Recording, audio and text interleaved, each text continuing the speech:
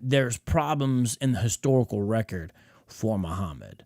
And that's legitimate. There's problems, I would say, that that Christianity, for the most part, does not have. There's some similarities when you talk about people from, before recordings and stuff like that. There's going to be some similarities, don't get me wrong.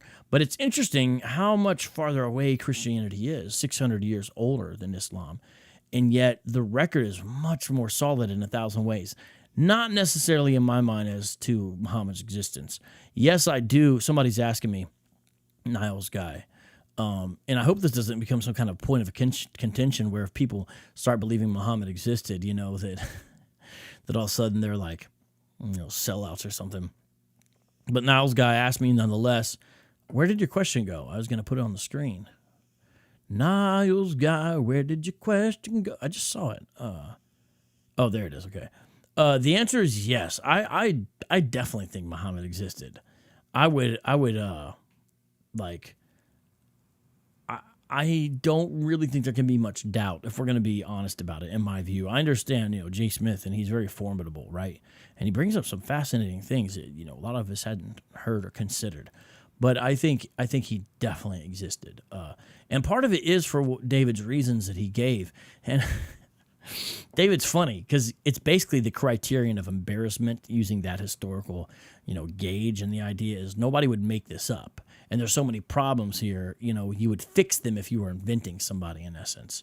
I think there's some truth to that. Also, I think we would have to have some kind of alternative explanation to really explain the growth of Islam in the way it did. And with this kind of figure at the center of it, Muhammad, you would need someone almost just like Muhammad if Muhammad didn't exist. You see what I'm saying? You would have to have some kind of figure. You'd have to have a reason for how this happened. And I think alternative explanations. Shout out to somebody just did something. Oh, they're calling in. Okay, remember I asked you to show your face. Salvation, I see you're calling in. I ask you to show your face, and then we can have a great conversation. It looks like you've got yourself muted right now. I'm trying to bring you on the screen. Just give me a second here. It says you're guest one, so you should be on the screen. Hold on. If it's not showing you, I see you, but for some reason I can't get you on the screen yet. Let me figure out how that is. Why? Oops, that's not what I wanted to do. Why are you not showing up? Because I see you. Oh, I see what I need to do. Okay, I got you in there. Just give me a second, though, because now I have this extra person I got to get rid of, this extra. Okay. Boom. Okay, you are now seen. You were here. I have you unmuted on my end, but I don't think you're unmuted on your. Can you say that again? Mic check. Okay, we can hear you. You're a little muffled because of the mask, so let me turn you up. Hold on just a second. I'm going to see how loud I can get you. All right. All right, I'm trying to get you as loud as I can to make sure. And you're also kind of off screen. Yeah, there. That's your sweet spot right there. Okay, go ahead. You were the first person in the smoke room, and I'm excited you're here. We'll just call you Salvation unless you got another name. That's what it said on the screen. No, yeah, you could call me Salvation. All right, Salvation with two N's? Yes. All right. Hey, how you doing today? What's going on? I had a question about salvation. That's why the name is Salvation. I had a question about it, but it's some smoke for you though, because you do have an opposing view than I do. Okay. But I would like an exegesis on this passage in the book of Hebrews, if you don't mind. Okay. It's Hebrews chapter 9 and verse 15. And it says, "And for this cause he is the mediator of the New Testament, that by means of death, for the redemption of the transgressions that were under the first testament, they which are called might receive the promise of eternal inheritance." What's your exegesis on that? Hold on, let me grab my other Bible. I got my screen up, but I want just a second. Let me grab my Bible. Hold on.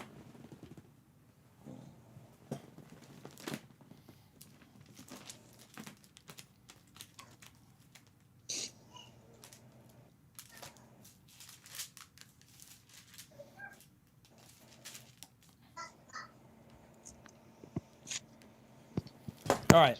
Hebrews 9, 15, and 16. Are those the two verses you want to look at? 15, ideally, because that's the point. I mean, you could go into 16 if you need to. Then I also had a question about verse 19, but Okay. you could read Sure. 15 for me. I got a few things on it. So one. In regards to salvation, just keep it to. It's in regards to salvation. Okay. Yeah. So Christ is the mediator. So he's a go-between, between us and God. And a verse that, I'm not saying turn there, but I'm saying a verse I would refer to is 1 Timothy 2:5 specifically talks about there's one mediator between God and man, the man Christ Jesus. But Christ's mediatorial capacity is also mentioned in this book itself. It's mentioned in Romans chapter 8, verse 6 and Romans 12:24. So I would just say there's this passage right here has a lot of emphasis on the high priestly work of Christ. You know what I'm saying? And it also has a lot of emphasis on, you said 9, right? 9, 15, 16. Yeah, it also has a lot of information sort of that utilizes this temple imagery. And the idea is that we come in now through the blood of Christ. And he also is a go-between even now between us and God as one who's fully man, fully God. So that's one thing. And one other important thing I would say about this is that Christ mediates the covenant. And one way he does that is by revealing it. And then, not just by revealing it, but by serving as its priest. So he is the mediator of this new covenant. So we don't have a bunch of priests now in the new covenant, like in the old covenant we would have had to. This time around, in that sense, it's only one. And he actually offers himself as a sacrifice. And that's what 9, 11 through 14 about. So the important thing there, I guess, as far as salvation would be 9:15, because that says those who are called. And that is a reference, of course, to God's election in salvation. And there's passages I would go to if you wanted to talk more about election and salvation. And then the other thing I think that's very relevant for salvation is where it says they're promised eternal inheritance.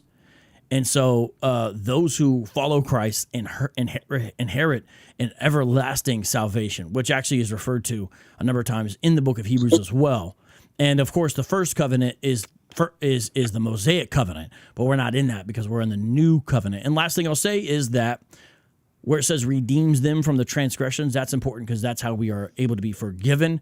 And so the payment of sin, which is death, has been paid. And so really it's just about his redemptive work. I don't know if that's what you're asking for, but that's really, if somebody asks me what's this verse mean, that's the kind of stuff I would talk about. Okay, got you. So here, let's look at the passage, right? I mean, you said a lot.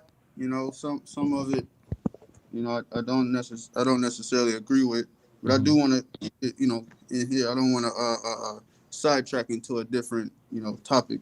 But it says, and for this cause he is the Messiah, correct? You're saying That's who the world calls Jesus Christ. The he right here. You're in verse 9, 15. Yeah, he's the Messiah is the mediator of the new covenant. Yes. Right. Christ is the mediator of the New Testament, right? That by means of death, for the redemption of the transgressions that were under the first testament. What does that mean to you? Well, so I would. Well, who was under the first testament? I'm asking. Who was under it? Yes, the first testament. Well, anybody who essentially tried to adhere to Mosaic law and had joined themselves to the God of Israel. That's really who it is. And the word there, I mean, I prefer covenant. Testament's fine if you want to say that, of course. But all right, covenant. Diatheke. But yeah, just those who were under the old covenant are those who try to adhere to Mosaic law, because that's a key part of it, and who also had mediatorial work done for them by the high priest at that time. Otherwise, they would be in trouble if they weren't having that done for them, I think. So the First Testament's not for the Israelites? First Testament's not for the Israelites? I would never say that. I'm asking, are the Israelites the ones that were under the First Testament? Oh, the majority of people under it were Israelites, but you'd have to, I think, twist scripture to try to say it's only for Israelites. Okay. Okay, let's keep going. Okay. It says, they which are called. I have a precept for that real quick, if I may. Sure, you can go wherever you want, but a precept for what? Which thing you're talking about? Those who are called. Oh, okay, okay. Those who are called. Yeah, so you want to focus on election? Not so much, because that's going off into a different. Well, no. My book, that the Calling election. and election are essentially the same thing. You're not called unless you're elected. Here you go, Isaiah. Because Well, this is in reference to God's electing call to salvation. okay, cool. Let me read this. It says, Isaiah 45:4. For Jacob my servant's sake, and Israel mine elect, I have even called thee by thy name. I have surnamed thee, though thou hast not known me. And then also Isaiah 48:12 says, hearken unto me, O Jacob and Israel, my called. So when it says they which are called, my belief is that this is talking about the ethnic Israelites. Do you agree? If you're trying to say only, then no, because even when Isaiah is written, there's already been non-Israelites in the covenant, and Isaiah itself talks about non-Israelites in the covenant. So you don't want to have Isaiah contradict not only preceding Revelation, but you don't want to have Isaiah contradict himself. For example, he talks about the Assyrians and the Egyptians as God's handiwork and God's people, and he also speaks about eunuchs and things like that. Isaiah 56 is a big one for that. You know what I'm saying? So I would agree with GOCC, for example, about the way they interpret these passages in Isaiah. In fact, some of the brothers from GOCC were some of the people who showed me, hey, here's some verses that we hold to that I think are important for you to understand, Vocab. And I appreciated them showing me some of those things because they brought out some verses I actually hadn't seen. So I would be agreeing with Hebrew Israelites on that part. Now, obviously, not all Hebrew Israelites, but some of them about that. So Isaiah can't just mean only Israelites. You'd have to be reading that into there, I think. Well, the thing about the book of Isaiah is it's a lot of parabolic speech. Like, for instance, when it talks about a prophecy of Christ, I believe in the 22nd chapter, but it calls him Eliakim, you know, and then, like, which I don't want to delve off into this, but like the virgin daughter of Babylon, you know, that's not talking about the ancient, uh, uh, ancient Babylon. Right, but I just want to say that real quick. But I don't want to get off into that. But I just brought that up to show that there is, uh, uh, a definite. I think the word is quantifying or qualifying of who are called. Then here, let's move on. Here it You're says, saying that you're oh, saying go ahead. based upon Isaiah, we can know that only Israelites are called to salvation. Is that what you're saying? Unless you have a viable antithesis on someone else being called. Yeah, yeah. So I brought them up. So since you turned to Isaiah as a precept for it, I would go to Isaiah 19:21, and the Lord will make himself known to the Egyptians, and the Egyptians will know the Lord in that day and worship and sacrifice an offering, and they will make vows to the Lord and perform them. And it's using the covenant name there. It's using Yahweh, not just a generic term for Lord. And the Lord will strike Egypt, striking and healing, and they will return to the Lord, and he will listen to their pleas for mercy and heal them. And here's these last two verses that are very important for this. In that day, there will be a highway from Egypt to Assyria, and Assyria will come into Egypt, and Egypt into Assyria, and the Egyptians will worship with the Assyrians. In that day, Israel will be the third with Egypt and Assyria, a blessing in the midst of the earth, whom the Lord of hosts has blessed, saying, blessed be Egypt, my people, and Assyria, the work of my hands, and Israel, my inheritance. So Egypt is described as Yahweh's people here. Assyria is described as the work of Yahweh's hands, and Israel is described as inheritance. So clearly they have been called and elected to salvation, because otherwise how would they be his people, right? Otherwise how would they be considered the work of his hands? That's language for salvation, crafting and shaping and making and molding. So you have a clear example there of non-Israelites, and in fact, these are nations who were their enemies in the past, right? Mentioned there. And so when you go to Isaiah to try to say only the elect can only be Israel, Isaiah himself, I don't think agrees with you. Well, this is the thing, right? And I want you to understand what you just did here, right? Now, Okay. what I did, it says they which are called, right? Then I go to Isaiah, and it's specifically in verbatim says that Israelites are called, right? Then what you did is you went to Isaiah that literally said nothing about them being called, but then it's almost like you're trying to divert it to something on the lines of the Egyptians being the people of God. So Okay, what is it? Then tell me what "Blessed be Egypt, my people" means. That's diverting, right? No. You can't be God's people unless you've been called. Hold on, real quick. I'm not. No. I hear what you're saying, but here's what I'm telling you. I'm not diverting. You went to Isaiah, not me. I didn't randomly bring up Isaiah. What I'm showing is you cannot be God's people unless you've been called by Him. You can't be the work of His hands unless you're calling Him. So you're saying because it doesn't say call or elect right here in these passages, but that's not necessary to understand that. Let me ask you this. Can you be part of God's people without being called, without being elected? Well, for your understanding to work with that, with what you're saying, you're interpolating your understanding into the text where it says Egypt my people means, if it says Egypt my people, it must mean that they're called. That's not, you can't do that. Okay, why are they called Yahweh's people then?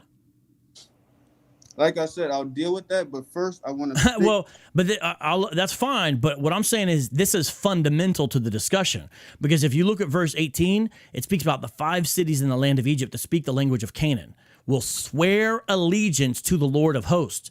Now, my point by saying that is this is showing you these are actual Egyptians in Egypt. This can't be some kind of other thing because it's mentioning very specific geographic locations and everything, and that's just part of Isaiah 19. You could go wherever you want, but it's like it's a simplistic understanding of Bible interpretation to say, well, if we don't have the word elect or call, then we couldn't talk about this. But if it says they're His people, they are called. If it says they're the work of His hands, they've been called, because otherwise they wouldn't be able to be referred to in that way. And I think you would know that. If I would have asked you this question before we turned there, who are God's people? You would have said Israel. But now we're here. It says Egypt, my people.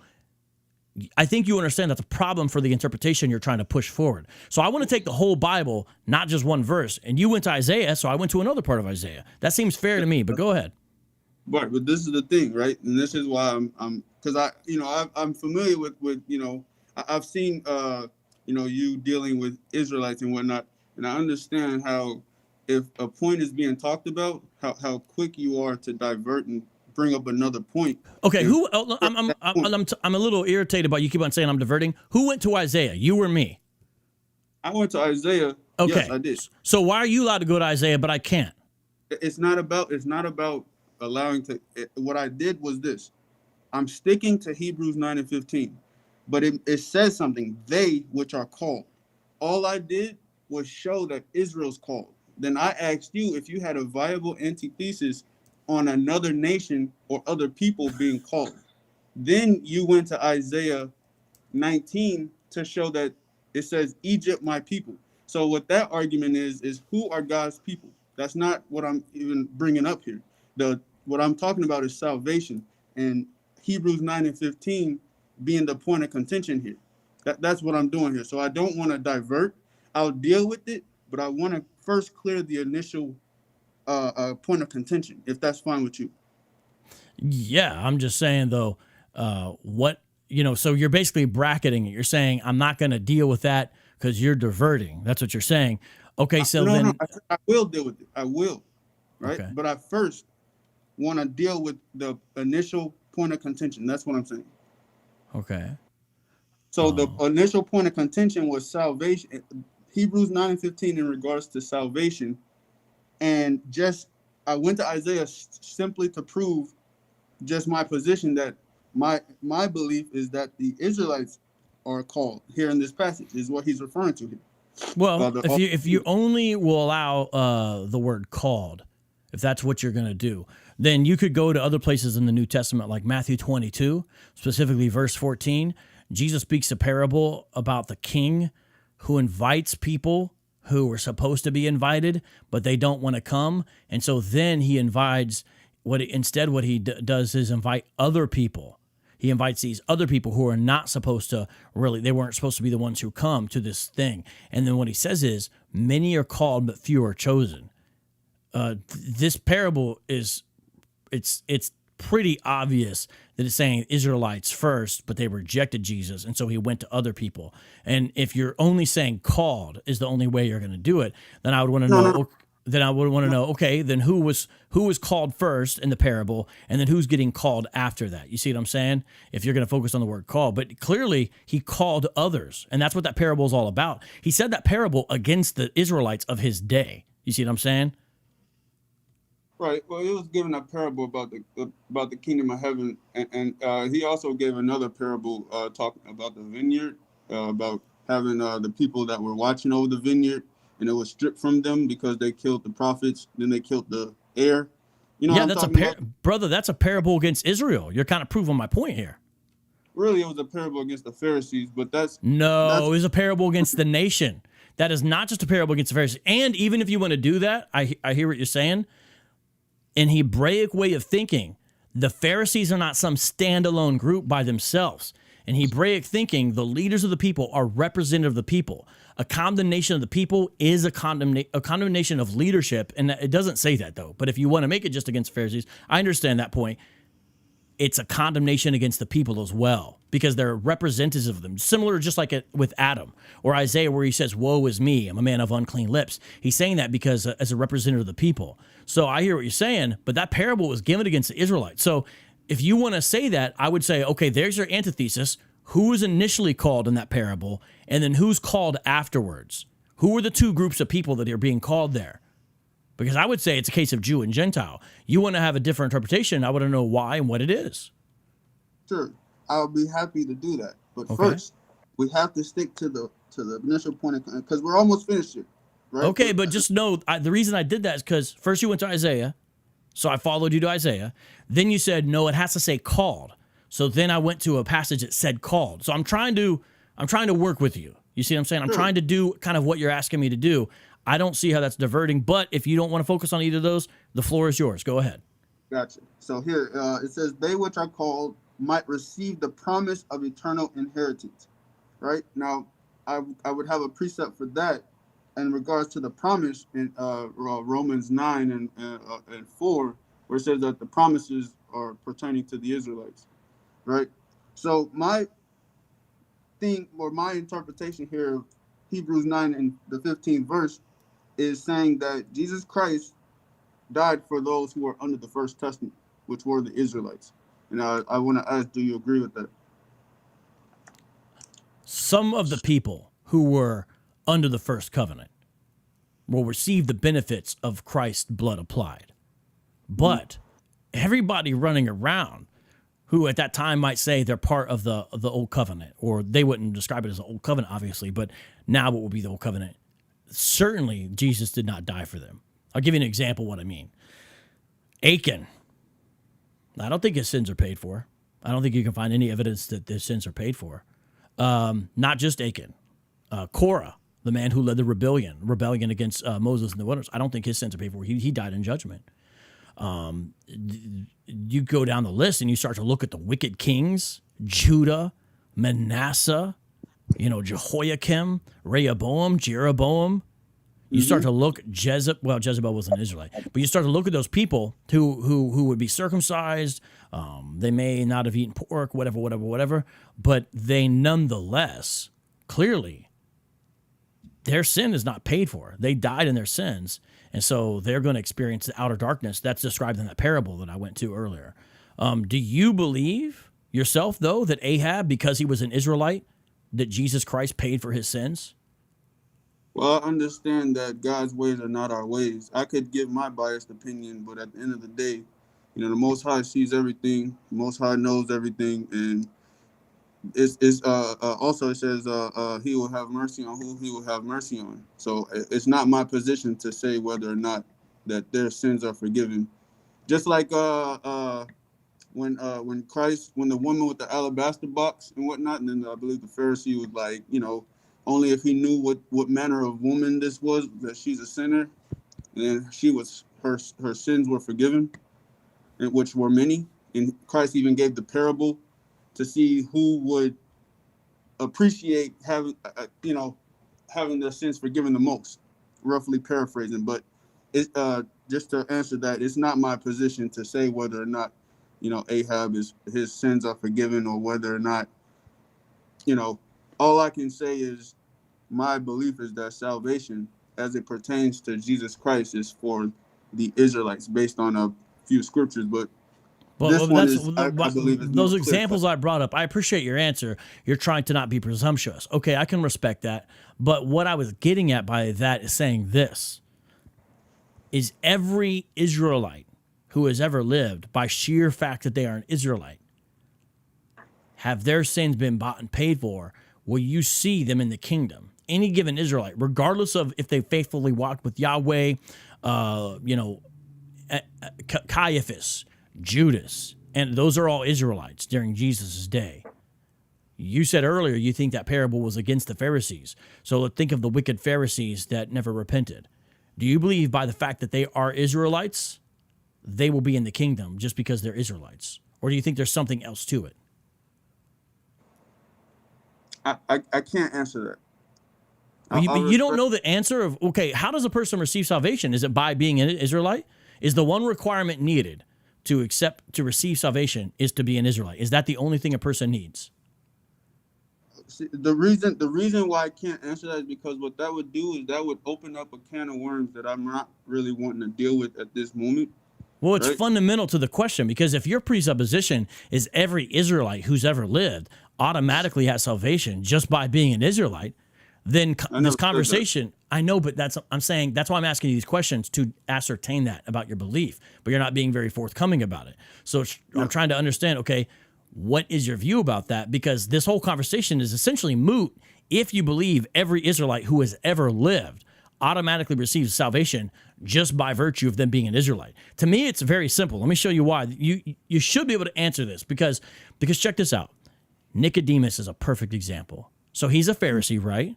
And you and I would agree, regardless of what else we think, that Jesus did condemn the Pharisees. Okay. At that time, yes. Right. Okay. Not all of them. Right. Obviously not Nicodemus. That's my point.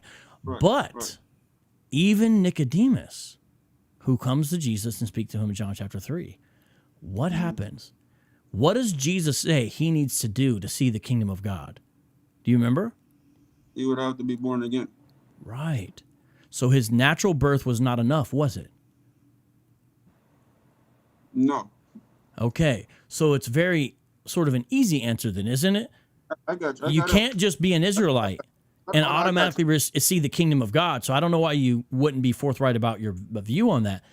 Even Nicodemus, a righteous Israelite who is a Pharisee, who accepts Christ as for who he is, he must be born again to receive the kingdom of God. So doesn't that show you, my friend, that salvation is not based upon your natural birth? There's something else that you have to do, regardless of your lineage.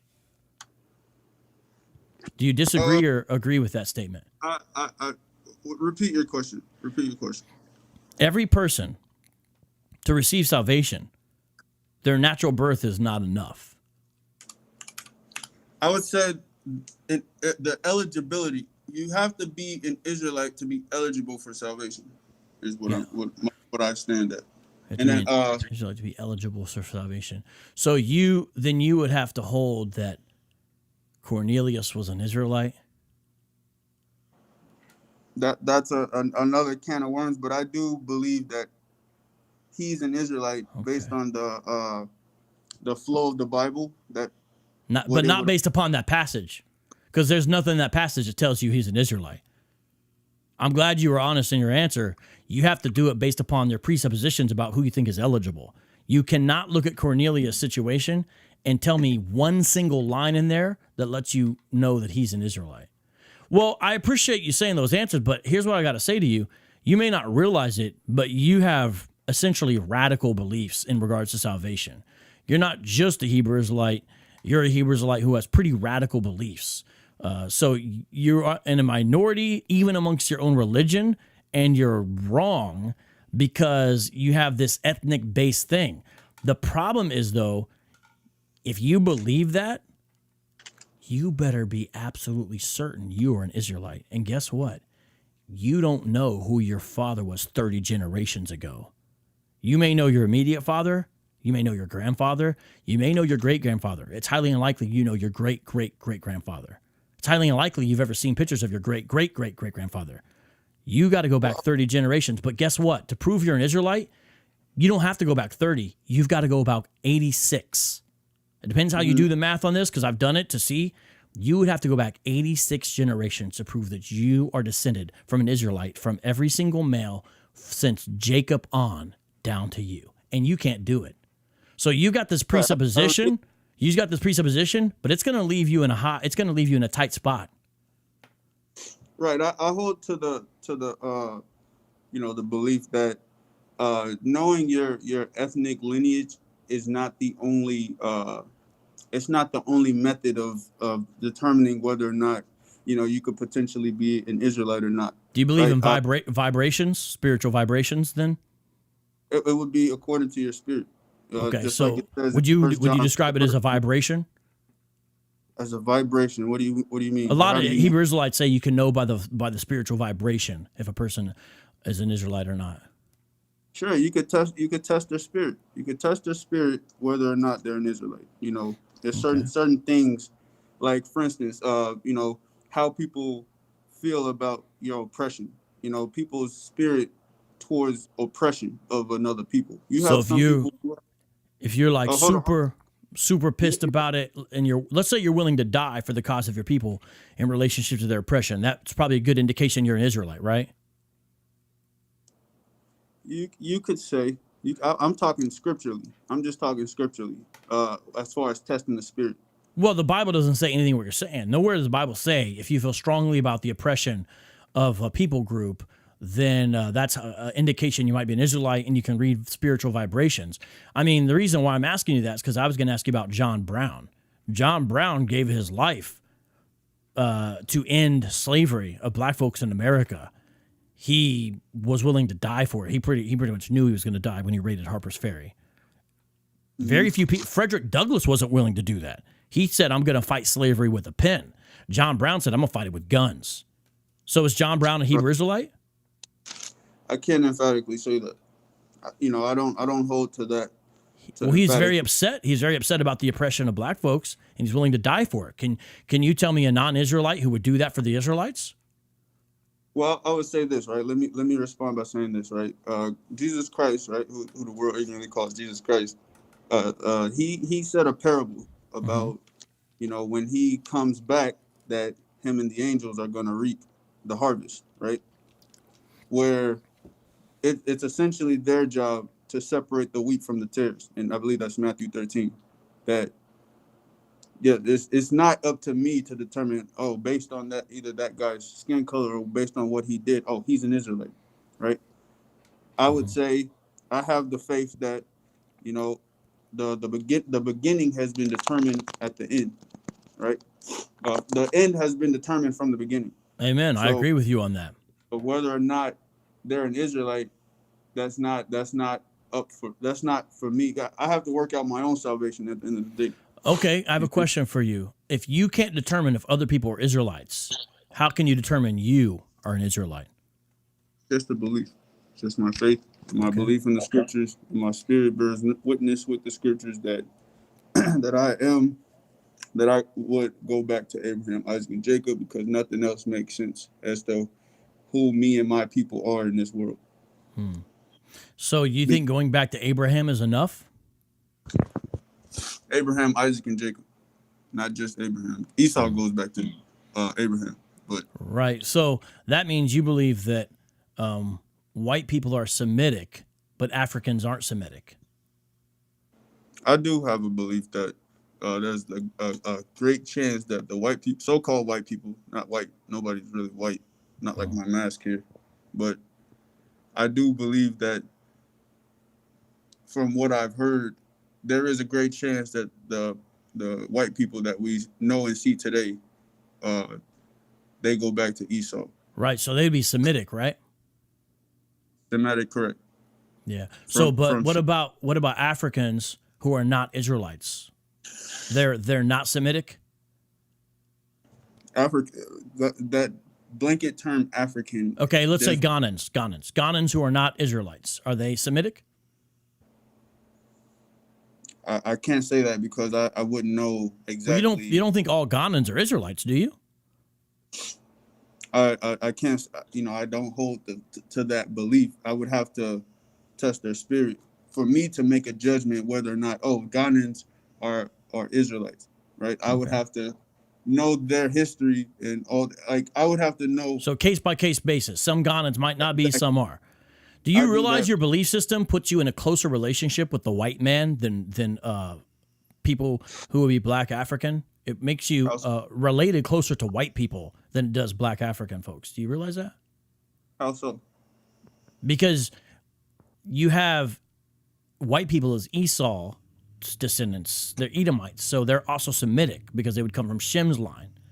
In fact, Jacob and Esau are twins. But yet you've got Ghanaians who would not be Israelites. So I don't mean the Israelite Ghanaians in your view. Or Kenyans, let's say, go over to East Africa, who would not be Israelites. They are not related to you at all because you think they come from a different progenitor going back to Ham instead of Shem. It's just it's a strange system that disassociates you totally from anyone of African descent and actually puts you closer as far as lineage, if you go back enough generations, to people who are white. It's just sort of odd. What kind of test would you use to test a Ghanaian spirit to see if he's an Israelite? What kind of things would you utilize? What kind of tests would you employ? A scriptural test.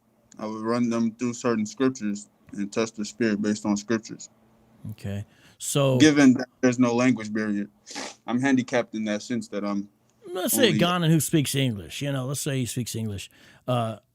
So you would ask him certain Bible verses and see what he thought about them? Sure. I would see okay, how do you feel about this scripture? Okay, right. But when do you ever go to camp, like where you're on a corner? Do you ever do that? Yes. Okay. I haven't, man. I'm not saying you have to tell me where or anything. I'm saying when you're out there, have you ran into somebody who you would describe as a Jake who doesn't agree with anything you're saying and they don't agree with the scripture verses, they think you're wrong or crazy, they might even want to fight you? Have you ran into anybody like that before?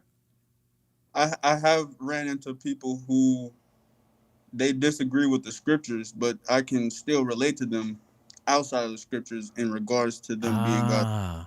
Now, you said it was a scriptural test, but now you've just changed it to some kind of cultural familiarity. Well, I'm not, when I say, I don't test their spirits by relating to them or checking to see if, or relating to them in a sense that they're God's chosen people, right? It's not me running scriptures, but because if they don't agree with the Bible, I have to come at a different avenue. I would have to go through a different avenue in regards to, like, for instance, right? Well, wait. What that shows is that it's not what you said. It's not just running scriptures by them, because you're still assuming they're an Israelite for some reason, even though they don't agree with any of these passages. Well, there's more than one way to bake a cake. That's I don't know if you're familiar with that phrase. Yes, I am. I don't know if it applies there, but just the running the scriptures by somebody is not the only way to see, like, whether or not they're an Israelite or whether or not they could be an Israelite or not. That's what I'm saying. But the method I choose, my primary method that I would go with, is the scriptures. If they don't agree with the scriptures, there are several other methods to go with. That's what I'm saying. Okay. Is there so you said it was derailed a little bit. Did you want to get back to what you thought was the main point? I'm going to try to get somebody else on here in a second, but if you feel like there was a main point you wanted to make sure got brought out, that's up to you. Because somebody, just real quick, let me talk to the live chat, please. Somebody called me, but I don't know who it was. And since this isn't Skype, whoever tried to come in, I probably should have let you in the room and then put you on mute and hold you. But I'm still learning how to do this. So whoever called, I didn't even see the name. I just saw it was a call and I ignored it because I was talking to him. So I apologize for that, whoever that was. If you call, I'll try to put you in the room, but mute you and you have to decide. I'll try that. But just so everyone knows, I used to be able to call people back because I would see the number on Skype. I can't call anyone back now. You simply have to call again. So you could try to call in now or once we're done here, but go ahead. All right, cool. Now, I said in Hebrews 9, we went over verse 15, and I wanted to jump to verse 19 to get your to answer this question. I'm going to read this, and I got a question for you. Hebrews 9 and 19. It says, "For when Moses has spoken every precept to all the people according to the law, he took the blood of calves and of goats with water and scarlet wool and his hyssop and sprinkled both the book and all the people." Who are all the people? Now, whoever is gathered there with Israel. Hold on, say that again. Whoever is gathered there with Israel. Whoever is gathered there with Israel is what you're saying. Yeah, that it's mainly going to be Israelites, obviously. But we know there was a mixed multitude. So, for example, if Ruth would have been there at that time, Ruth would have been included, people like that, or Uriah the Hittite, they would have been included as well. But it's primarily going to be Israelites. So whoever is gathered with Israel, I put the emphasis on Israel because they're going to be the primary benefactors, of course. Okay, cool. Okay, so you're doubling down that this is talking about majority Israelites and other nations of people is what you're saying. Well, there was always other people with them. So, I mean, that's just a fact of the historical record. Clearly, the main focus is those folks who are ethnic Israelites. Nobody should deny that. That's the way God chose to do it. Israel's the initial conduit. Things widen out in accordance with the Abrahamic promise, which says, "I'll bless all families of the earth." But yes, it's mainly going to be Israelites here. There's no question about that. But of course, we also know that those wicked Israelites are not covered by this because their sins are not atoned for because they're wicked Israelites. You know what I'm saying? I got you. Let me say this little parable real quick, just to put it in perspective, right? Mm-hmm. So, let's say I was a professional basketball player, right? Let's Okay. say me and you were like best friends, and all we did was play basketball with each other, and we were highly skilled, right? To where the NBA took notice of my skill, not yours, but you were my friend, right? Okay. And they say, "Hey, we want to sign you to the Boston Celtics, right, on a contract." So then So far, it sounds like a Chuck D Flavor Flav situation. But go ahead, because they didn't want to sign Flavor Flav. They just wanted Chuck D, but he brought him along. Go ahead. So you and I both go down to the Boston Celtics signing room. We both go in there, but then they give me the pin and say, "Hey, sign.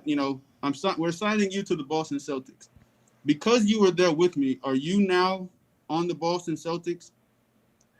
No. If there's only one contract and it's only got your name on it, no. Right. So I would be the one who went into that covenant with the Boston Celtics, right? Although you were there with me. Okay. I wouldn't call it a covenant, but I understand what you're trying to say. Beautiful. You see how I share that same nature of Christ with the parables? Check this out. Wait, what? Bro, you couldn't even interpret one of the parables earlier. Don't put yourself too much on a high horse before you fall off of it. But go ahead. So look, this is Exodus 24:7. This is what the writer of Hebrews is referring to. Exodus 24:7. And he says, this is talking about Moses. Actually, I'll start up. I'll just start up a little bit. Wait, now we're going to Exodus? Well, he's in Hebrews 9 and 19, he's talking about Exodus chapter 24. Okay. So I'm just going to what he's talking about. That's all I'm doing. Okay. All right. So the point is in about 7, but I'm going to start at verse 4. And it says, "And Moses wrote all the words of the Lord and rose up early in the morning and builded an altar under the hill and 12 pillars, according to the 12 tribes of Israel." Interesting. Verse 5. "And he sent young men of the children of Israel, which offered burnt offerings and offered peace offerings of oxen unto the Lord. And Moses took half of the blood and put it in basins, and half of the blood he sprinkled on the altar. And he took the book of the covenant and read in the audience of the people. And they said, All that the Lord have said we will do and be obedient. And Moses took the blood and sprinkled it on the people and said, Behold, the blood of the covenant which the Lord have made with you concerning all these words." Right? So here, there's actually, because it specifically says that this was the Israelites were the audience here. I think I read. Yeah, every you know that certain things would be done, and if you do certain things, you can join in. So if a stranger shall sojourn with you and would keep the Passover to the Lord, let all his males be circumcised. Okay, real quick. Let me deal with that real quick. So in the Hebrew, you have about 3 to 4. I want to say three because I know them off the top. But there's a fourth one. But there's 3 Hebrew words for the word stranger. That's nakar, that's gar, and then zawar. Those are 3 Hebrew words meaning stranger, and they all mean something different. Let me show you what I mean. Because this one is gar. This one's gar, the one I just read in Exodus 12:48. Right, and gar is ideally talking about an Israelite foreigner. No, it's not. No, it's nakar, no, it's not. Hold on. No lexicon. No lexicon was gonna give you that. I got you. So, and I'd be happy to show you that in the scriptures where you can't show me that from a lexicon. That's what you'd have to do. From a lexicon. Yeah, because a lexicon is going to tell you how the word's used. So I like using stuff better than Strong's, but let's just say you use only Strong's 1616.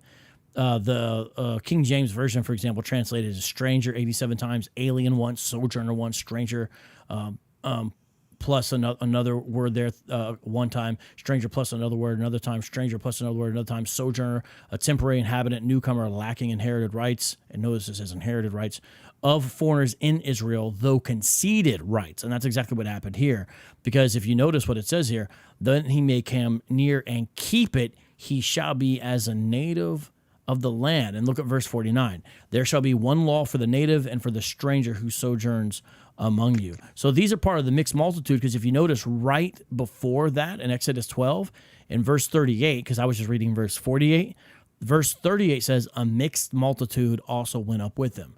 And so, yeah, it's going to say the 12 tribes of Israel, but what happens is each one of these strangers or foreigners will be included in one of the tribes. That's simply what would happen. They would be in one of them. And we know that there's a mixed multitude there because you can read the story in Leviticus chapter 24, 10 through 11, which says, now an Israelite woman's son whose father was an Egyptian, which according to you would be illegal or something like that, went out among the people of Israel, and the Israelite woman's son and a man of Israel fought in the camp. So you clearly have not just Egyptian men there, but Egyptian men who are marrying Israelite women and producing children.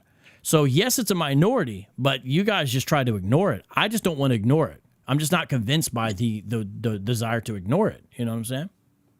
Right, but the point I'm driving here is that in Hebrews 9 and 15, the author made a point to talk about the mediator, Christ dying for those who are under the first testament or first covenant. Hold on, stop. The first covenant or the first testament. And then it goes on to bring in the precept to expound on it. Hold on.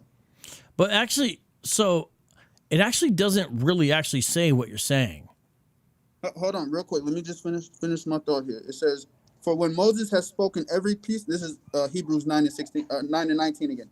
For when Moses has spoken every precept to all the people, right?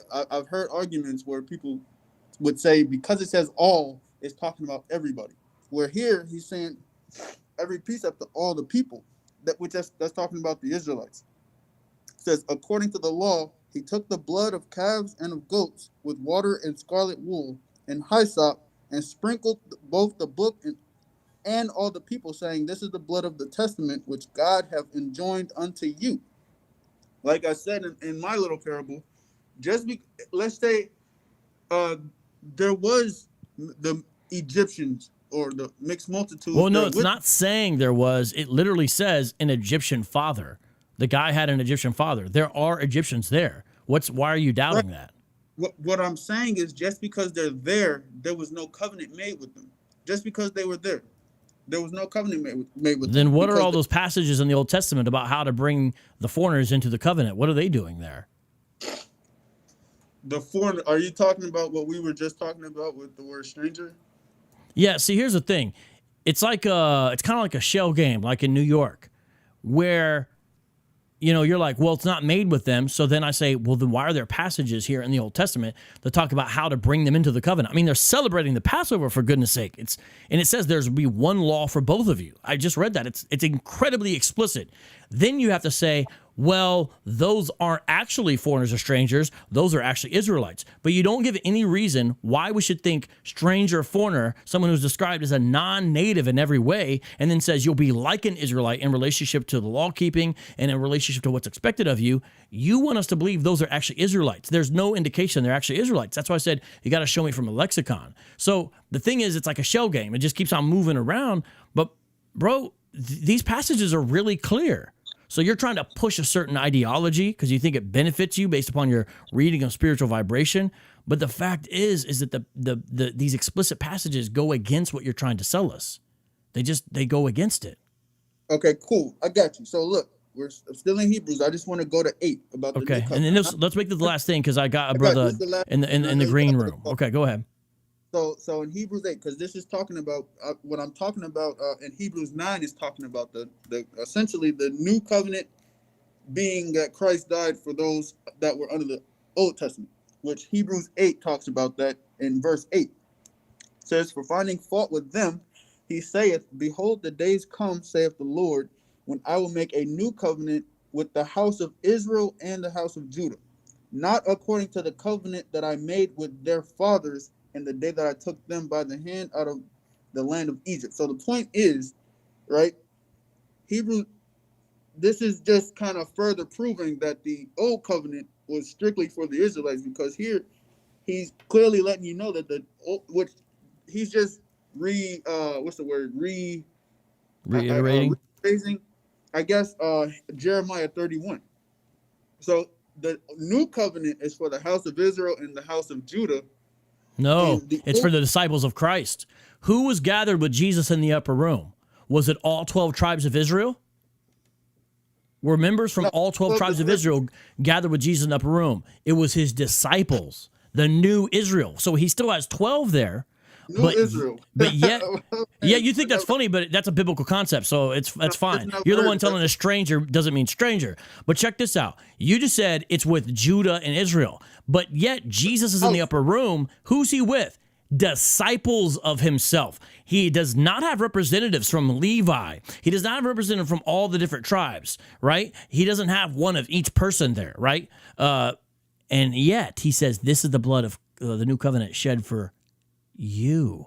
It's disciples of Christ who receive the new covenant, not Israelites by virtue of their ethnicity. And I can prove it from the very book you're trying to use. If you go to the end of Hebrews, in Hebrews chapter 13, verse 23, it says, "You should know that our brother Timothy has been released, with whom I shall see if he comes soon." And guess what? Timothy had a Greek father.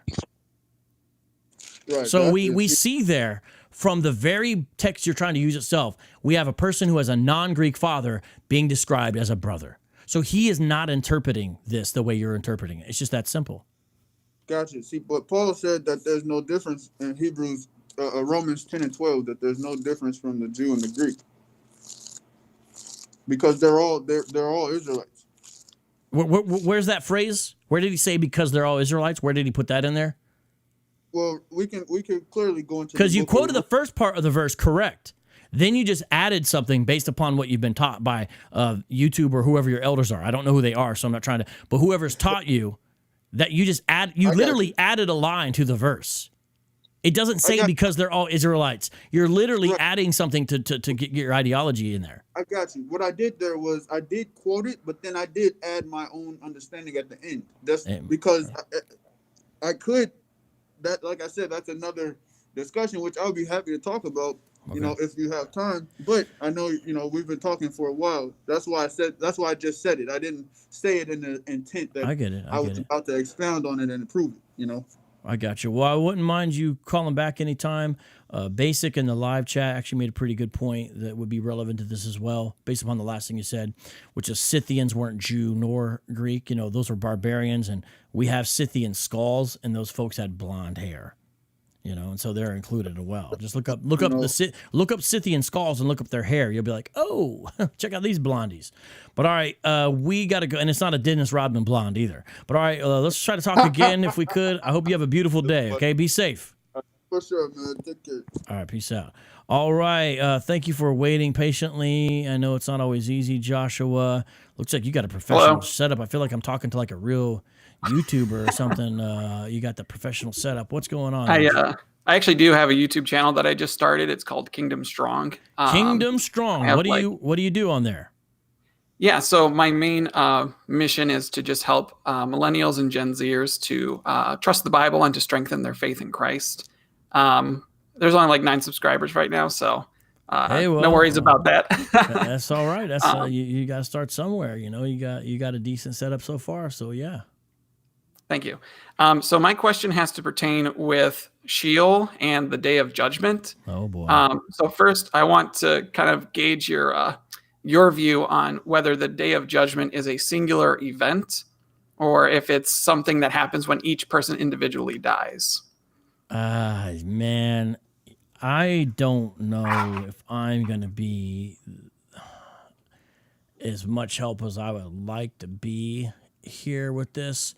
So, I mean, I have some things I could say, but I don't know. I don't want to act like I've got that all together in relationship to that. So, first about the Day of Judgment. Now, I know you didn't say this, so I'm not just changing it. But if we're talking about, the Day of the Lord, we know for sure that is a thing that's a repeating thing, and then there's kind of a final day of the Lord, because there's lots of days of the Lord, and a lot of times they'll say, like it's never happened before, and yet then there's another one. But the question is the Day of Judgment similar or like that? It seems to me, from what I understand at this point, that it's sort of a one-time event with everybody together. Although, who knows, man? I could be influenced by, little comics and tracks I saw where I, would see people lined up in these massive, lines, and then it's like one by one. I don't think really that's it. But here's what it does seem like. And I'll give a couple passages. So it's not like I have some resources in front of me, so I'm going to bring a couple dictionaries and look at a couple things while I talk to you. So so I'm also drawing from stuff because I want to try to be precise here as much as I can. Because that's a good question. I understand what you're saying. It doesn't seem like it's immediately after each person goes. As far as the last judgment, now there is something initial that happens immediately, I do believe. Because first of all, you see Jesus saying to things like this, hey, you'll be with me in paradise today. And so that person, it's clear where they're already going. So that's a thief on the cross. And of course, there's a lot of debate about the parable in Luke with Lazarus and the rich man. Nonetheless, they're each sort of in this place that indicates their final place as well. So there's already some awareness, but I don't think yet the final or last judgment has happened, because it seems like, from what I read in certain passages, which I'll list off here, that there's a time basically at the end of history, and even that's kind of weird. The end of history, what does that mean, right? But sort of the end of this era when God will judge the deeds of everybody. And if you look at different preaching on it, you'll see that Day of the Lord concept, but I'm not sure if that's identical, even though you see some continuity there, because Jesus and the New Testament writers, they seem to take that concept and kind of restate it in light of Jesus's ministry. And an interesting thing there, and here's why I say that, is like, for example, in Acts 10:42, and he commanded us to preach to the people and to testify that he is the one appointed by God to be judge of the living and the dead. So you see a key role for Jesus there, which I do not think they would have understood in the Old Testament, the key role of the Messiah in relationship to their judgment yet. But yet the New Testament does. Or Acts 17:31, because he has fixed a day. So that kind of language by Paul, it leans me to saying there is a day, this is a final thing. This is a kind of one-time event as far as this one. He has fixed a day on which he will judge the world in righteousness by a man whom he has appointed. So same idea there. And of this he has given assurance to us by raising from the dead. So that's sort of the vindication of it. Let me look real quick here. I'm going to try to see if I'm going to get into let me look at one thing in the Greek here. I don't know if this is going to help me or not. So it doesn't have, I'd have to look more into this, but it doesn't have the definite particle, ha, which is like the, but that doesn't necessarily mean it's not the day, because at the same time, there's no indefinite in the Greek. We have to kind of supply it in the English, for our we have to supply it to say, okay, here's an indefinite. And so it's okay they're doing that there. They're doing it probably because there's not a ha, so there's not a the. And sometimes the is even used weird. Like there's places in one of the Gospels where it keeps on saying the Jesus. Yeah, that's untranslated. It's just, we don't know why, but they're saying, okay, this guy specifically Jesus. But it's never translated in English as the Jesus. It's still just Jesus. So the definite article there is left out. But it seems like that, and the word there, day, is just hemeron. So that's from Paul in Acts 17:31. But the way it's worded, this idea of fixing a day, see, that indicate like this is a set time, kind of like almost the way that you see them speak about the return of the Lord, right? There's this fixed day, no one knows it.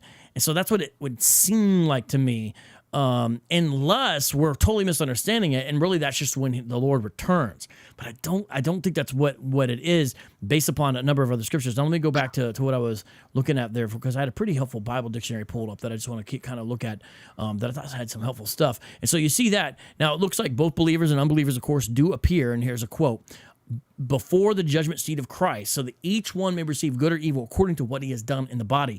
And there's not an indication, that's 2 Corinthians 5:10, by the way. There doesn't seem to be indication that that's sort of happening now, because the role that the Bible describes Jesus doing now is what sometimes theologians call his session. So his session is essentially his sitting down at the right hand of the Father. Now, what exactly does that mean sort of in this physical sense? I think that's kind of a different question, but we should understand the symbolism that his work is done and that he has a place of prominence and favor, and that's what's happening now. He's at the right hand of the Father. It doesn't seem like sort of the current work, because he is working, right? He intercedes just like the Holy Spirit does. Both are described as advocates in different places in the Bible. He's a mediator, right? He's speaking through his people, body of Christ, et cetera, et cetera. So it's not the session is just chilling until, there's a very active work, and it's kind of done by Christ through the Spirit primarily, it seems. But yet this looks like sort of something else than what he's already doing. 2 Corinthians 5:10, and that's a judgment seat of Christ seems to be different than the right hand of the Father type of thing. And there's a similar passage in Romans 14:10. Why do you pass judgment on your brother, or why do you despise your brother? For we all stand before the judgment seat of God. So there it's theos instead of the word Christ, but it seems to be a similar idea. There's the judgment seat time, and that doesn't seem to be identical to describe what he's doing now. That's why it doesn't seem that it's when each person dies and that kind of event happens, although there's already an indication. So like if you're in, I guess we'll say Hades versus paradise, it's kind of clear what's going to happen next. And there was one other thing I wanted to bring up, and then I'm done. No, I think that's good for now. Okay, so those are some initial thoughts. I don't know though, bro, because I don't know if that's what you're asking. I said a lot kind of quick, but go ahead. All right, yeah, definitely. So the kind of like, I guess my confusion around it has to do with, so I'm going to read like Daniel 12:2 says that many of those who sleep in the dust of the ground will awake, these to everlasting life, but the others to disgrace and everlasting contempt. Mm-hmm. So it kind of does seem that at the time when the resurrection happened, that one specific event, all the saints were raised up, and all of those who were wicked were condemned to hell. But at the same time, when you look at like Revelation 20:12-13, it says, "And I saw the dead, the great and the small, standing before the throne, and books were opened, and another book was opened, which is the book of life. And the dead were judged from the things which were written in the books, according to their deeds. And the sea gave up their dead, which were in it, and death and Hades gave up the dead which were in them, and they were judged, every one of them according to their deeds." So I guess my confusion is like, if all people already like go to hell right now, right after they die, are they brought back to the judgment throne at that one singular event, or are they sort of in that kind of shadowy Sheol kind of described in the Old Testament? That's kind of like my confusion. So, one of the passages relevant to what you were just reading there from the Daniel 12 is in Matthew 25. Where did that go? Hold on. Let me find it. What's the name? Was it Matthew? Hold on. Where did it go? I wanted to kind of show you that. Dang it. I just lost it. There it is. Okay. Matthew 25:46. So this one's kind of similar. Matthew 25. So final judgment. When the Son of Man comes in his glory, so he's returning, and all his angels with him, then he will sit on his glorious throne. So that's kind of weird. He's coming, and yet he's coming to sit on a throne. It seems like he comes and returns, but that's distinct from this judgment, because it says He comes in his glory, angels, then he will sit on his glorious throne. So come back, then judge is what it seems like. Before him will be gathered all the nations, and he will separate people one from another as separate. So you get all that, right? You kind of got to read that, hey, I was naked, clothed, that kind of stuff.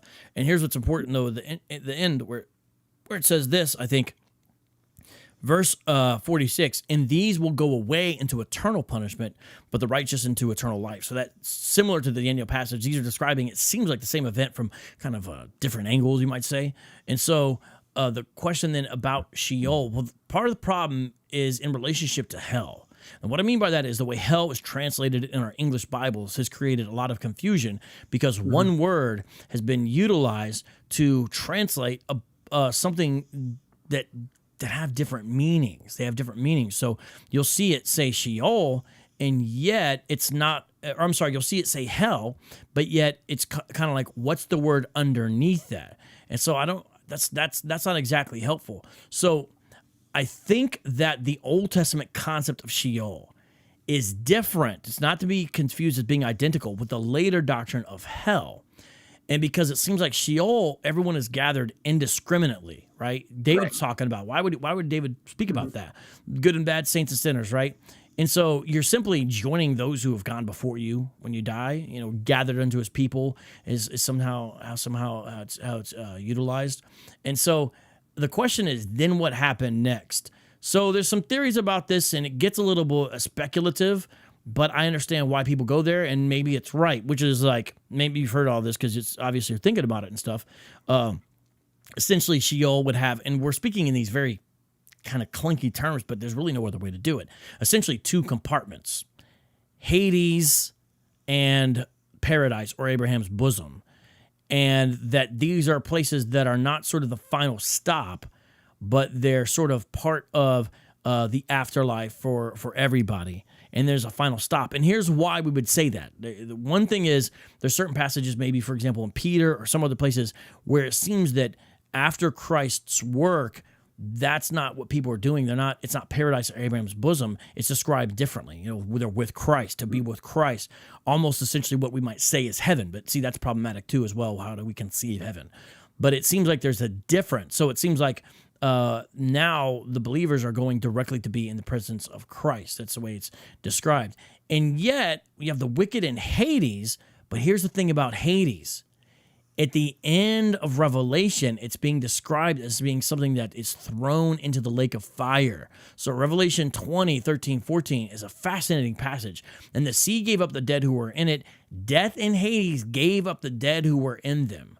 And they were judged, each one of them, according to what they had done. And it's odd, like, the way death is there described. So I'm not saying I understand all that, but I do see there's sort of something that's happening that's different in this final moment here in Revelation 20, 13, 14, because 14 says this, then death and Hades were thrown into the lake of fire. This is fascinating. It says this is the second death, the lake of fire. And if anyone's name was not found written in the book, he was thrown in the lake of fire. So it seems like Hades, basically, where, for example, the rich man would be, or everybody else, his brothers are probably going to join him, right?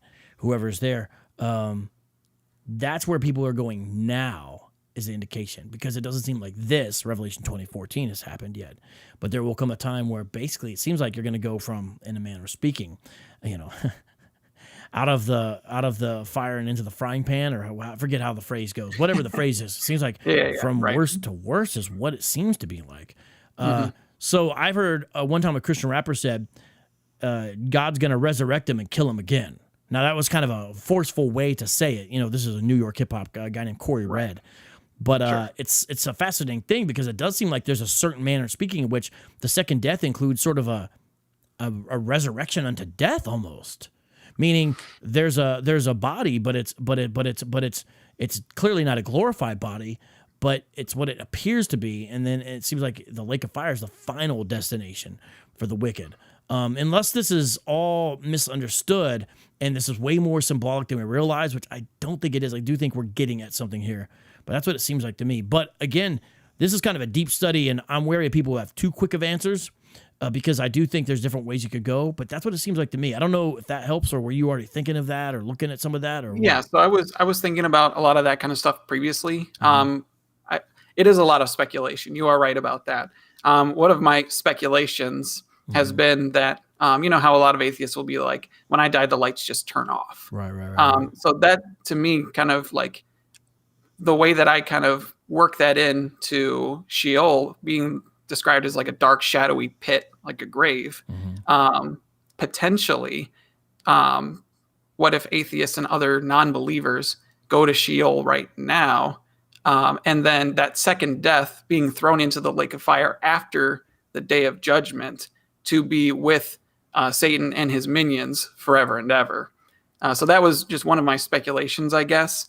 It is like you said, it is a very deep study, and it's going to take a lot more time. The question is like that. Here's the challenge with that, and I'm still working through it. How closely do we identify Sheol with Hades? You see what I'm saying? Because it seems like Sheol, everybody could be up in there, but it doesn't seem like that with Hades. And so, is Sheol sort of a placeholder almost, not only like chronologically, but also perhaps theologically for the Jews to understand, okay, here's Sheol, because there's much more explicit teaching about the afterlife for both wicked and righteous in the New Testament, clearly, mainly, of course, from Jesus Christ himself. And I think that makes sense. Right? And so it's a fascinating thing. And so when you say Sheol, I see it because it is true that the Septuagint translators did translate the Hebrew name Sheol into Greek as Hades. And so that's where it came from. So it was considered a suitable translation. And that's kind of a fascinating thing. So it's almost like, could we say Sheol / Hades? But the thing is, the New Testament seems to give Hades a darker, no pun intended, connotation than just merely Sheol had before it. It seems like that. And I think an example much more painful and whatnot, yes. Yeah, I think an example might be like that is, I think in Acts. Now, I don't know about this. I'm looking here, so I'm not certain. When Peter speaks there at the portico, Solomon's portico there, and gives that sermon, he talks about David, right? And I'm trying to find this spot. No, I'm sorry, I messed up. I jumped to 3. It's not Solomon's portico. Excuse me. I'm sorry. His Pentecost sermon there. That's what I'm trying to look for there. When it refers to David. Okay, this is what I want to find out. Yep. Okay, that's what I wanted to find out. Okay, so he says in Acts chapter 2, verse 30, in verse 27, for you will not abandon my soul to Hades, or let your Holy One see corruption. Now, obviously, right there, what is he quoting there? He's citing Psalm 16, 8 through 11, which says this: I have set the Lord always before me, because he is my right hand, I shall not be shaken. Therefore my heart is glad and my whole being rejoices. My flesh also dwells secure, for you not abandon my soul to Sheol. Right. My point by saying that is that Peter does the same thing that the Septuagint did. So he ends up utilizing Hades as a translation, in essence, of Sheol. But you also see in other contexts, because he's not really doing it here, it seems like here he's almost using Hades as sort of a one-to-one correlation, right, with Sheol, because it's talking about David, right? It's the context is sort of Old Testament context.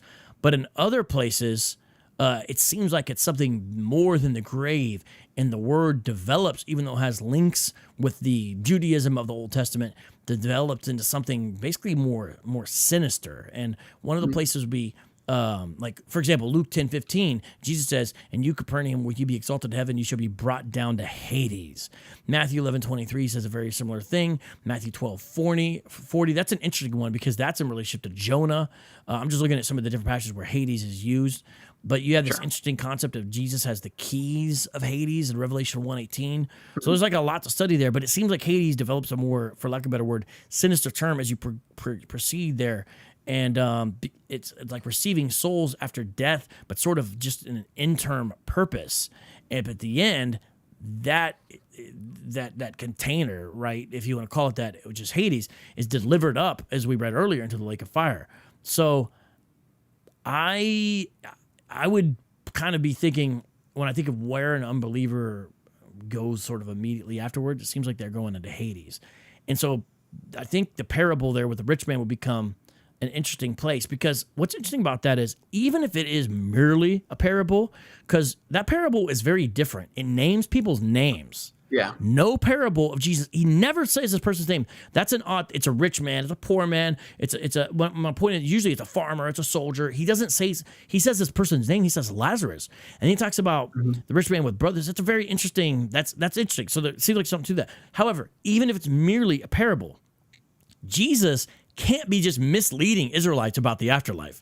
Well, actually, Right. I'm developing this whole schema of what it's like, but it's really nothing like that. I'm just doing, because everything else Jesus would say would be like truthful. It really is, the case about borrowing and lending and this and that, like he's not going to teach a falsehood to get the point across, right? He's not like telling stories about unicorns and dragons, although dragons maybe are just dinosaurs with legends on them. Who knows about that? But I'm getting sidetracked. But I'm saying it seems like he's still got to be teaching something real about the afterlife in this very unique parable, because is he going to mislead people about what happens afterwards? That would kind of destroy the whole point of what it is he's trying to say. And I think that would be fundamental. So it seems like the wicked go to Hades and then into the lake of fire, which all of this is very troubling. And that's why I really care about evangelism. I'm glad you're doing apologetics to youth, because all this is, God's righteous and just. I'm not, but all this is very disturbing because I hate to think about any of us going there. You know what I'm saying? It's Right, of course. and so I'm like, dear Lord, but I think that probably only helps you a little bit, but hopefully it helps you a little bit. Oh yeah, definitely. I don't ascribe to like the annihilation kind of theory that when the wicked people are thrown into the lake of fire, they just stop existing. I don't think that there's sufficient evidence for that. I do think that hell does continue on, and it is forever and ever, not just to the end of an age. Yeah, everlasting. It seems to be pretty. Right. I did a show on that when I covered Francis Chan's book. Now, that's not like the hardcore academic book, but he does refer to academic stuff, and it's a good place to start. Erasing Hell, I find it an enjoyable, as far as the discussion on this topic could be enjoyable, but an enjoyable subject on the topic, very accessible, and gets into some of the stuff that is relevant, I think, and you can use his resources and go even further, because he does tap into some really good resources in that book, Erasing Hell. Gotcha. Yeah, because I do definitely think that our perception of hell in the 21st century has been heavily influenced by the Divine Comedy, which was a very grotesque piece, which should not have any bearing on real Christianity. Likewise, I think most Christians' ideas about demonic activity is influenced by Hollywood more than anything in the Bible. Right. Yeah. So yeah, I agree. Sort of the media of that day influenced them, and just kind of went on, and that's why I remember, this is back in the day, but these you would see videos like Carmen. I like he's probably way before your time, but there's this old school Christian singer, Italian guy, so I like him because he's Italian, and he would do these videos, and he would have Satan sitting on his throne in hell, and these demons would come up and kind of give reports and stuff like that, right? You know what I'm saying? And he'd be like, "Tell me, where have you been?" And they'd be like, "Oh, we've tricked them." They'd be like, "We've tricked so many Christians into believing falsehoods." Right? And then Satan would be like, "Good, my servant. Come back later." And he's sitting there on a throne in hell, right? And he's all like, looks all demonic and all that. And and then you see the comics and cartoons with like demons with pitchforks poking people in hell, like they're torturing them or turning up the thermostat in hell. Let's make it a little hotter for this guy. And you see all this kind of stuff where people influence, but it's totally different than the biblical revelation, which clearly it's destined to be a place of judgment for them. You know what I'm saying? It's not their HQ. Yeah. They're running around the earth, Hey, you got your daughter's hanging out with you or what? Does she want to hear Satan's voice too? I have a 3-year-old and a 1-year-old. Oh, 3-year-old may appreciate it. 1-year-old may not. Come here. You got to give her the headphones though. Come here. Yeah, we're not going to do that. Oh man, he doesn't want to give her nightmares before he puts her to bed. Hi, Elijah. Oh, Elijah. Sorry, I said I just assumed. My bad. How you doing, Elijah? Right. He said, "How are you doing? Are you doing good?" Yeah, but I'm being. Hey, Elijah. Elijah, real quick question. Would you say your dad's a good dad? He didn't want the headphones in. Yes. Oh, okay. Yes. Why is he a good dad? He's asking, why am I a good dad? Does he give you? What? Is it because I give you candy? Yes. That'll do it because every I give time. him candy. Yep. Peace, That's why. Elijah. All right. Or should I say, All right. peace, Elijah. All right. I got to get going here. Got to get them to bed. Thanks All for right. taking my call. God bless. Ain't no problem, man. Hey, drop your, what's the name of your channel, bro? It's Kingdom Strong. Kingdom Strong. What's the logo look like in case people can't find it at first? It's like a red circle with a K and an S with an arrow through it. Stop that. Red circle, KS arrow. All right, everyone, check out Kingdom Strong. You know, hey, new channels need love, and brother seems like a cool guy. You know, give him a super chat Thank when you. he gets 1,000 subs, and that way his kid can buy some more candy. Yeah, there we go. All right. Thanks. Take care. All right, be blessed, man. All right, good people. Well, ladies and gentlemen, we've had some great people here. I'm going to actually turn off the interview button. What that means is nobody could call in now. However, let me say something real quick here. I should have asked that guy. I don't know who that person was that called earlier that I couldn't get to. If that was you, okay, so only if that was you, I would take your call, but you have to tell me, hey, that was me from earlier, because someone did call and I missed it. But for now, I'm thinking I'll look at the live chat. Oh, wait, we got over 100 people watching. We got a good amount of people watching. Wow. That's pretty cool. He's a cool guy, right? We only did 2 today. It is what it is. Gaborim Resurrected. I thought I saw earlier where you were saying, thank you, Liza J, for dropping the link to the brother's channel there. I appreciate that. Thank you. I'm putting that on the screen, but everyone go in the live chat. I think I saw Gaborim Resurrected said that you wanted to debate me on something. I don't know. Do you want to debate on something? Not right now, obviously. You know, we're jumping off here. Gaborim Resurrected, what did you want to debate on? Why did you want to debate? Yah's son. Wow. This y'all teacher. Everyone thinks they're cool now to do a variation of the Black Panther line. Is this your king? Not this guy. Hey, Carmen's I'm radically saved. Carmen. Hey, Eric Manjares. Oh, that's another brother. You guys also definitely subscribe to Eric Manjares' channel. He's doing some great stuff. Gets at some good theology and does a good job. I think you definitely want to peep out his stuff there. Check that out. Boom, boom, boom, boom. All right. I don't see any questions I should have got to. I think that was a fun way to do the smoke room where I just bring in the link and people can just call in. That was pretty cool. That made things a little bit easier. It does make it where I can't call a person back. You know what I'm saying? Whatever, though. I think it's more accessible, though. So that's good. We only had 2, but it is what it is. I got to go in a few minutes here. So I'm just looking over the live chat. If you had one, I don't see any questions, right? And if you do want to, what you got to do is put a big Q. You put a big Q there, and then tell me what your question is. Annihilation or eternal torment?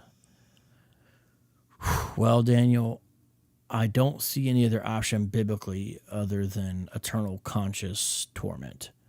I don't relish in the reality of what our sin brings us. But biblically, I don't see anything else about there. Gaborim Resurrected says, yes, I want to debate about reincarnation and Judaism in early Christian Grupa. I'm not sure what the Grupa is, but I'll tell you what. We could debate, and I would be very willing to debate, especially reincarnation. Now, if we're going to debate those topics you said, because that's 2 topics, I never agree to a debate where a person tries to have 2 debates in one debate. It needs to be one question to be resolved. That's how you do a professional debate, and it's much better for the audience. You want it more detailed, more specific. But if you do want to debate me on reincarnation, Gaborim, what you could do is please hit me up with your information somewhere on social media. I am on Facebook, Instagram, Twitter, Periscope. Is there anything else? TikTok. All those at Vocab Malone, just one word. Even on Parler now. There as well. Liza J runs that account and does a great job. So shout out to her. And then I'm also, the mods help me run the Street Apologist social media. So Facebook, Snapchat has that, Instagram, and whatever else there is. You can hit me up there as well. So just let me know and we could debate. And I want to debate you on reincarnation. The claim that early Jewish followers of Yeshua taught Jesus was King David. Wait, what?